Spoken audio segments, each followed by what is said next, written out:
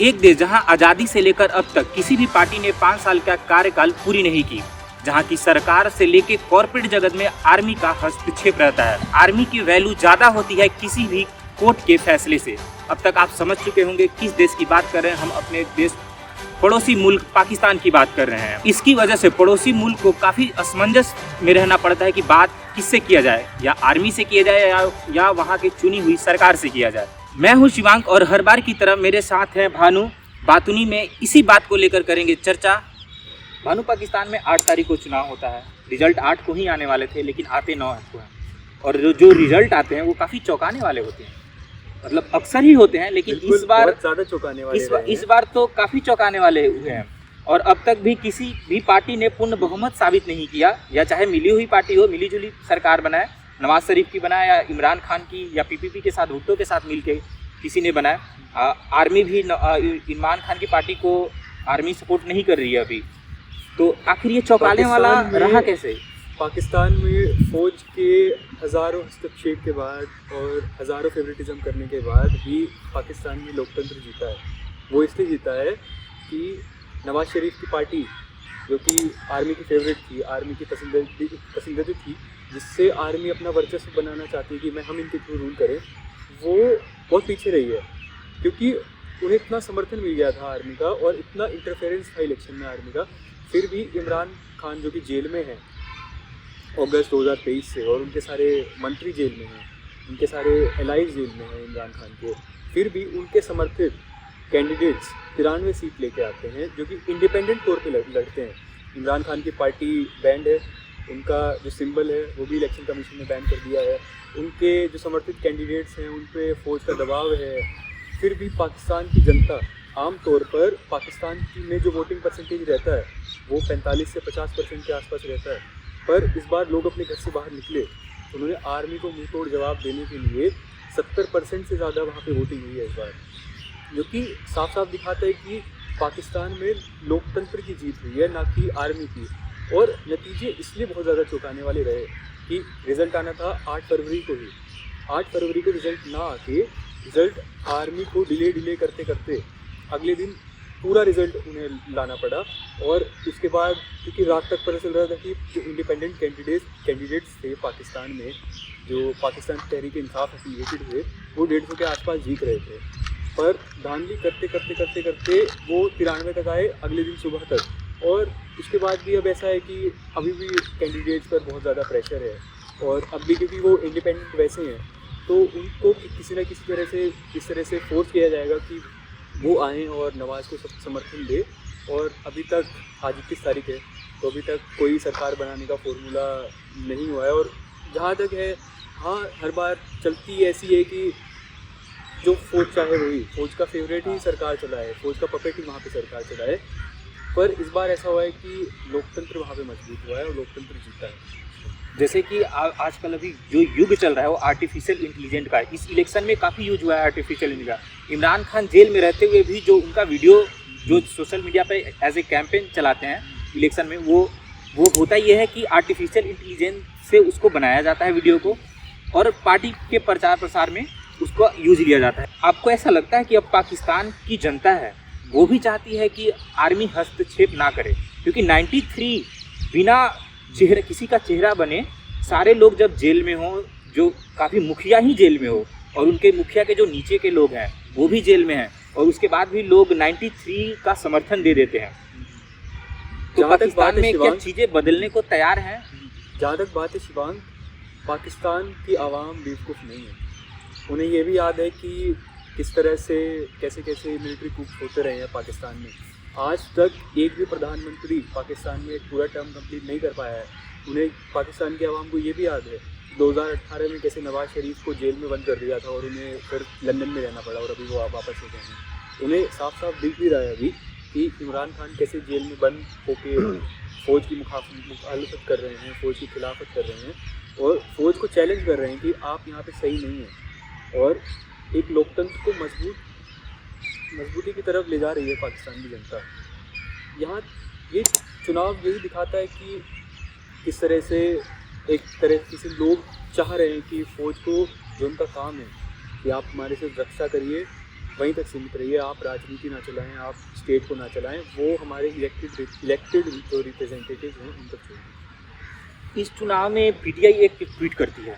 PTI tweet में करती है कि जितने वोटर्स का वोट पड़ा है उससे ज़्यादा वैलिड वोट दिखाया गया है और ये फॉर्म 45 है, अगर मैं सही हूँ तो फॉर्म 45 ही है, उसमें दिखाया गया है। और उसने ट्वीट करके बोला कि ये धांधली हुई है।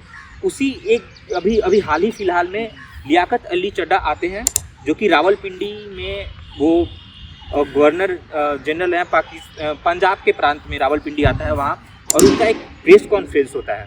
प्रेस कॉन्फ्रेंस में वो बताते हैं कि इसमें मैं संदिग्ध हूँ, मैं इसमें 70,000 वोट का मार्जिन दे करके जो जीत रहा था उसको हराया गया है और नतीजे पलटे गए हैं। 70,000 नतीजे साफ तौर पर पलटे गए हैं और इसमें फॉर्म 45 का खासकर इस्तेमाल हुआ है। शिवांग, पाकिस्तान के चुनाव में बहुत खुलेआम तौर पर धांधली हुई है, बहुत ज़्यादा साफ तौर पर, और इसमें फॉर्म 45 का खासकर इस्तेमाल किया गया है। शाम तक नतीजे आते 150 के आसपास इंडिपेंडेंट कैंडिडेट्स आगे चल रहे थे और उसके बाद पाकिस्तान का सर्वर डाउन होता है, वहाँ पे बहुत सारी जगह इंटरनेट बंद किया जाता है, मोबाइल सर्विसेज बंद की जाती है और ऐसे करके फ़ौज के इंटरफेरेंस के बाद अगले दिन सुबह तक वहाँ के जो चुनावी नतीजे हैं उनको बहुत अलग तरीके से पलट दिया जाता है। और नतीजे हमारे सामने ही है, वो जो बहुत सारे प्राइवेट चैनल्स 150 के आसपास बढ़त दिखा रहे थे इमरान के समर्थक इंडिपेंडेंस का, पर वो अगले दिन 93 के आसपास है। अभी मुख्यतः 3 पार्टी है जो 93, 45, 75 और 44 सीट के साथ है। किसी का पूर्ण बहुमत हुआ नहीं है और 2 पार्टी चाह रहे हैं जिसके नवाज शरीफ को काफ़ी सपोर्ट है पाकिस्तान आर्मी का। तो सरकार कैसे लगता है कि कैसे बनेगा, क्योंकि इधर पीपीपी भी घसकने को तैयार है, वो 2 साल पे राजी नहीं हो रहा है। पीपीपी और पीएमएल पाकिस्तान मुस्लिम लीग नवाज़, इनकी अटकलें कि यही सरकार बनाएंगे कि फ़ौज इमरान खान को सरकार बनाने की कतई इजाज़त नहीं देगी। तो जो मुस्लिम लीग नवाज़ है उसके पास 75 सीट्स हैं और बिलावल भुट्टो जरदारी उनके पास 54 सीट्स हैं। तो यहाँ पे भुट्टो चाह रहे हैं कि वो सरकार में शामिल ना हो, वो चाह रहे हैं कि वो की पोजीशंस ले लें, प्रेसिडेंट की पोजीशन ले लें। अभी पहले उन्होंने कॉन्फ्रेंस हुई थी, प्रेस कॉन्फ्रेंस, तो उसमें बताया था कि उसमें उन्होंने इस बात का जिक्र किया कि हम सरकार में शामिल नहीं होंगे क्योंकि पाकिस्तान की जो माली हालत है वो बहुत खस्ता है, इकोनॉमी बहुत ज़्यादा नीचे गिरी हुई है, वो बेल आउट पैकेजेस पे भी जिंदा हैं, चाहे वो IMF से मांगते हों, कटोरा लेके वो घूमते रहते हैं चाइना के पास, सऊदी अरब के पास, UAE के पास, और उन्हें जंग करनी है भारत से। तो इस चीज़ में तो नहीं चाहते हैं कि उनका नाम खराब हो, क्योंकि अपना इमेज बताना चाहते हैं वो, क्योंकि आगे भविष्य में वो कंप्लीट तरीके से सरकार उन्होंने एक्सेप्ट भी किया कि उन्होंने ये बात मानी कि उन्हें 2 साल के लिए ये टर्म दिया गया है, पर वो साफ बोल रहे हैं कि जब मैं पूरी तरह से पाकिस्तान की जनता के द्वारा पूरा मैंडेट लेके आऊँगा, मैं तभी ही उनका वज़ीर आज़म बनूँगा, प्रधानमंत्री बनूँगा। इसके बाद अगर हम देखें तो नवाज़ शरीफ की पार्टी वहाँ पे सरकार बनाएगी, पर देखते हैं कैसे रहता है। शायद ऐसा भी चांस हो सकता है कि फ़ौज वहाँ पे तख्ता पलट कर दे। इसमें भी नवाज शरीफ को भी लेके बहुत अटकलें हैं। नवाज शरीफ, हुआ ये कि जब ये इलेक्शन हुआ, कंट्री PM के लिए इलेक्शन हुआ, तो पंजाब में भी इलेक्शन हुआ, वो चीफ मिनिस्टर के लिए हुआ। तो नवाज शरीफ को भी बोला जा रहा था कि या तो आप प्राइम मिनिस्टर बन जाइए, या तो आपके पास एक ऑप्शन है कि आप अपनी बेटी मरियम नवाज को पंजाब का CM बना दीजिए। तो उन्होंने चुना है कि इनकी बेटी जो अभी निकल के आंकड़े आ रहे हैं कि पंजाब की CM बन जाएगी, और नवाज शरीफ के भाई शहबाज शरीफ वो PM के लिए। नवाज नाम पे एक तो बिलावल भुट्टो जरदारी जो कि जुल्फ़िकार अली भुट्टो के नाती हैं, बेनज़ीर भुट्टो के बेटे, वो बिल्कुल भी तैयार नहीं है। वो नेगोशिएट कर रहे हैं कि यहाँ पे शहबाज शरीफ बने, क्योंकि जब शहबाज शरीफ बनेंगे तो बिलावल भुट्टो के पास नेगोशिएट करने के बराबर की हो रहेंगी, और अगर वो सरकार में जाएंगे भी बिलावल भुट्टो, तो वो एक अच्छी डील नेगोशिएट करना चाह रहे हैं, क्योंकि उन्हें पता है कि यहाँ पे कोई और विकल्प है नहीं। अगर सरकार बनानी है तो भुट्टो के साथ मिलकर ही बनानी है। इसमें ऐसा हो सकता है कि पाकिस्तान की आर्मी थोड़ा सा इसमें फोर्स करे कि दोनों साथ में आए, या फिर ऐसा भी हो सकता है कि इलेक्शन दोबारा करवाए जाएं अगले 6 महीने। लेकिन इलेक्शन दोबारा, वही आपने भानु पहले ही बता दिया कि इलेक्शन दोबारा कराने के लिए पैसे बहुत होंगे, और पाकिस्तान का जो अभी खस्ता हालत है वो इजाज़त नहीं देता कि दोबारा इलेक्शन करवाया जाए। और दूसरा कि 21 दिन में सरकार साबित करना होगा किसी को, या मिलीजुली सरकार बने या सिंगल पार्टी की तो बन नहीं सकती, कौन बने किसी की नहीं है। तो दो ऑप्शन आते हैं कि या तो 6 महीने के अंदर एक सरकार दोबारा चुनाव हो, अगर 21 दिन के में अगर नहीं कर पाए तो, या दूसरा कि मिलिट्री शासन फिर से लागू कर दिया जाए, जो पिछले बार एक बार और हो चुका है। इसमें ऐसी भी संभावना है कि आर्मी सरकार के प्रशासन के ऊपर अपना कब्जा ले ले। हाँ, ऐसा होने की भी ये ज़्यादा दूसरा संभावना हाँ, नहीं है, पर ऐसी भी संभावना है कि जब कोई सामने ही ना आए, सामने और ऐसी वो उनके हालात है ही नहीं कि वो देश उसी तरह चला पाएँ। और इस चीज़ में पाकिस्तान आर्मी अपना एडवांटेज ही ढूंढ रही है। जो वहाँ की कौम है वो गरीबी में दसती जा रही है, इकोनॉमी की कोई अते पते नहीं है वहाँ पे, वो बड़े बड़े लोगों से जिंदा हैं। तो देखते हैं कैसे रहता है। पाकिस्तान आर्मी अभी से नहीं, अगर बात करें आप हिस्ट्री में, तो हिस्ट्री से लेकर ही 1958 में जो इन्होंने सरकार को गिराया, उसके बाद पाकिस्तान आर्मी आती है। 1971 में हुआ ये कि जब इंडिया और पाकिस्तान का जंग हुआ, उसमें इंडिया ने हरा दिया उसको, जो भी हुआ। फिर बांग्लादेश बना और बहुत कुछ हुआ, उनके सैनिक भी बहुत ज़्यादा मतलब कि कैद में थे इंडिया के। वहाँ भी एक बार फिर से डेमोक्रेसी और कॉन्स्टिट्यूशन आया, उसके बाद फिर से आर्मी ने हस्तक्षेप किया, और ये बहुत बार बार ये चलता आ रहा है। तो थोड़ा हिस्ट्री पे नज़र डाल, एक सिलसिलेवार तरीके से देखते हैं। साथ ही आज़ाद हुए, पर सबसे पहला जो coup अटेम्प्ट कोशिश हुआ वो 1951 में लियाकत अली के टाइम हुआ। इसकी वजह ये है कि पाकिस्तान एक बहुत ही डिसऑर्गेनाइज्ड स्टेट के तौर पे आज़ाद हुआ था, पर वहाँ की फ़ौज, पाकिस्तान की फ़ौज बहुत ही ज़्यादा ऑर्गेनाइज थी, बहुत ही ज़्यादा, क्योंकि फ़ौज वहाँ की ब्रिटेन के थ्रू उन्हें वहाँ मिली थी, भारत से अलग होकर। पर वहाँ की जो इंस्टीट्यूशन मशीनरी थी पाकिस्तान की, कॉन्स्टिट्यूशन मशीनरी, वो इतनी मजबूत नहीं थी, वहाँ का सुप्रीम कोर्ट इतना मजबूत नहीं था। फिर उसके बाद पूर्णतः जो मिलिट्री डिक्टेटरशिप आई वहाँ पे, वो आई अयूब खान के टाइम पे 1958 में। वहाँ पे उस टाइम सिकंदर रज़ा, वो भी एक तरह के, he was not a elected person, पर he was also like kind of, उन्हें अयूब खान रिप्लेस करते हैं। उसके बाद अयूब खान रहते हैं और फिर याया खान आते हैं।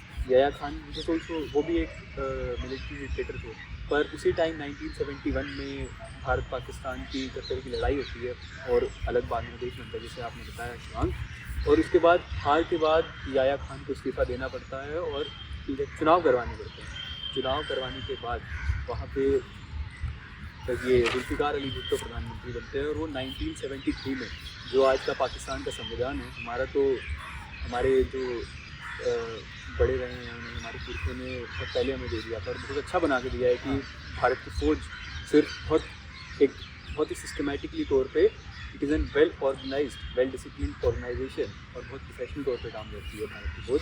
और वहीं पाकिस्तान की फ़ौज, ये जो उनके हालात हैं वो 1977 में पाकिस्तान की फ़ौज के बारे में बोला जाता है कि वो प्राइवेट सड़कें बना रही है, यहाँ तक कि कॉर्पोरेट में घुस के बिजनेस कर रही है पैसा कमाने के लिए, और ये साबित करना चाहती है कि पाकिस्तान मिलिट्री मतलब कि आवाम को चला सकती है, लेकिन हर बार फेल हुई है। 1977 में, 1999 में, फिर 1999 में भी यही घटना होता है, 1958 वाला। 1999 में जो घटना होती है, इसके बाद एक और मिलिट्री ग्रुप होता है शिवांग, वो होता है आप जब ज़िया-उल हक जो हैं वो मिलिट्री डिक्टेटरशिप संभालते हैं पाकिस्तान की, और इलेक्टेड जो रिप्रेजेंटेड थे जुल्फ़िकार अली भुट्टो, उनको हटा देते हैं। फिर उसके बाद वो 8 साल तक करीब बहुत लंबे समय तक वो रूल करते हैं, और उसके बाद परवेज़ मुशर्रफ वो नवाज़ शरीफ को हटा देते हैं। और इसकी भी बहुत इंटरेस्टिंग कहानी है। हाँ, 1999 में कि ऐसा कहते हैं कि ये परवेज़ मुशर्रफ साहब गए थे यहाँ पे श्रीलंका के दौरे पे, और उन्हें पता था कि कितने मजबूत बन गए हैं परवेज़ मुशर्रफ नवाज़ शरीफ को, तो वो श्रीलंका से आते हुए उनका परवेज़ मुशर्रफ का प्लेन ही नहीं लैंड होने देते हैं पाकिस्तान में, और वो चक्कर काट रहा होता है। और वो भी काफ़ी समय तक 2007 तक पाकिस्तान की बागडोर संभालते हैं, पर वो अपने आप को ऐसे पूरा ऑफिशियली क्लेम नहीं करते हैं कि इज़ अ मिलिट्री डिक्टेटर। वो अपने आप को एक एग्जीक्यूटिव का नाम देते हैं, फिर वो अपने आप को एक प्रेसिडेंट का नाम भी दे देते हैं। खुद को ही घोषित कर दिया ना उन्होंने, परवेज़ मुशर्रफ ने कि प्रेसिडेंट एज ए प्रेसिडेंट खुद को घोषित कर दिया। पर अभी देखें तो पाकिस्तान की जो सारी सरकारें हैं, कहीं ना कहीं they are a puppet of army के बिना सरकार वहाँ बना ही नहीं अभी तक। आर्मी है तो वहाँ पे वो अपनी फेवरेट जो चाहे जिसको चाहे शिवांग को चाहे वो शिवांग को वहाँ का है। अगर आर्मी सरकार चलाती है, मिलिट्री सरकार चलाती हो, नफ़ा नुकसान क्या है? भारत के लिए तो नुकसान ज़्यादा है कि अगर आर्मी सरकार चलाती है, क्योंकि आर्मी का एग्जिस्टेंस ही पाकिस्तान में आर्मी इसलिए ज़्यादा मजबूत हुई है क्योंकि आर्मी ने अपने आप को पोर्ट्रे किया है ऐसे कि पाकिस्तान एक कांस्टेंट डेंजर में है भारत के साथ, कि भारत की सरकार, भारत की जो फौज है उससे प्रोटेक्ट करने के लिए हमें उतना मजबूत बनना पड़ेगा। तो इसलिए वो एक एज अ मजबूत इंस्टीट्यूशन पाकिस्तान में एग्जिस्ट करते हैं। तो अगर वो वहाँ पे रूल करेंगे तो उनको कोई ना कोई वजह चाहिए होगी वहाँ पे रूल करने में, तो वो कहीं ना कहीं भारत के साथ कॉन्फ्लिक्ट कुछ ना कुछ कहीं ना कहीं इंगेज करते रहेंगे। क्योंकि ऐसे अगर हम देखें तो नवाज शरीफ जब प्रधानमंत्री थे और मोदी जी आए 2014 में, तो एक अच्छा तालमेल बनाने की कोशिश की दोनों ने। उससे पहले वाजपेयी के टाइम पे कारगिल वॉर जो शुरू किया वो मुशर्रफ साहब ने किया, और नवाज शरीफ कहते हैं कि मुझे तो इसका इल्म भी नहीं था, मुझे तो इसकी जानकारी भी नहीं थी कि कारगिल वॉर कि पाकिस्तान ये कर रही है, वहाँ पे घुसपैठियों को भेज रही है कारगिल में। तो कहीं ना कहीं अगर आर्मी रूल करेगी, वैसे ही आर्मी ने भारत पाकिस्तान के संबंध बेकार किए, तो इस दौर में बहुत ज़्यादा नुकसान होगा पाकिस्तान को, क्योंकि ट्रेड नहीं होंगे दोनों देशों के बीच में। कहीं ना कहीं भारत को भी अपनी इन्वेस्टमेंट्स डिफेंस में ज़्यादा डालनी पड़ेगी। हम इंफ्रास्ट्रक्चर में उतना इन्वेस्ट नहीं कर सकते, हमें अपने जो बॉर्डर एरियाज़ हैं उनको सिक्योर करना पड़ेगा, और इंस्टेबिलिटी दोनों देशों में ही रहेगी। पाकिस्तान में तो हमेशा ही इंस्टेबिलिटी है, Pakistan is a instable state कह सकते हैं पाकिस्तान को, और हम तरक्की की राह में हैं, हम एक विकसित भारत बना रहे हैं, तो उसमें कहीं ना कहीं दिक्कत होगी। पर अगर इंगेजमेंट करनी चाहिए दोनों देशों को एक बेटर फ्यूचर के लिए, अगर ऐसे लोग आएँ सामने सिविलियन गवर्नमेंट में भी कि तो इंगेजमेंट हो दोनों देशों में और एक अच्छी बेहतर तालमेल बनेगा। पाकिस्तान में आर्मी का एस्टेब्लिशमेंट इतना मजबूत शायद भारत की वजह से ही तो है कि हाँ, वो भारत को जनता को दिखाते हैं we are in a constant danger from India, और हमें आपको बचाना भी है, तो हमें बचाना है तो हमें मजबूत भी रहना होगा। तो वो इतने मजबूत हैं ही शुरू से कि वो वहाँ पे किसी का पीसफुल एग्जिस्टेंस होने ही नहीं देते हैं, वहाँ पे वो लोकतंत्र को स्थापित होने ही नहीं देते हैं। पाकिस्तान जैसे मुल्क में एक स्टेबल सरकार बनना चाहिए। स्टेबल सरकार तो शिवांग बननी चाहिए, पर वो सरकार अमन पसंद होनी चाहिए। वो सरकार ऐसी होनी चाहिए कि जो जनता के हित देखे, ना कि आर्मी को मजबूत कराने में आर्मी के पपेट के तौर पर काम करे। तो पाकिस्तान में एक ऐसी सरकार चाहिए जो भारत के साथ अच्छे संबंध रखे, भारत के आंतरिक सुरक्षा में हस्तक्षेप न करे, और भारत को पीसफुल को एग्जिस्टेंस के तौर पे भारत के साथ रहे, और जो पाकिस्तान की जो इकॉनमी है उसमें जो उनकी जनता जो भुखमरी में और गरीबी में धकेली गई है उसको वहाँ से निकालने की कोशिश करे। तो ऐसी सरकार बने न कि आर्मी के पसंद की आर्मी की पपेट वहाँ पे रहे। मतलब आर्मी को देखा जाए, अगर आइडियली देखा जाए तो आर्मी को इंटरफेयर नहीं करना चाहिए गवर्नमेंट में, तो सरकार को भी चाहिए कि आर्मी को किसी तरीके से दूर रखा जाए।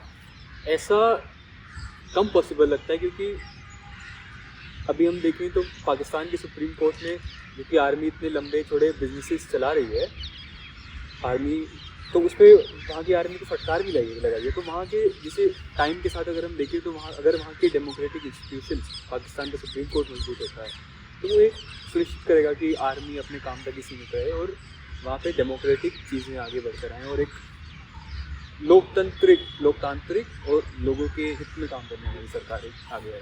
चलिए भानु, आज का एपिसोड काफ़ी अच्छा रहा।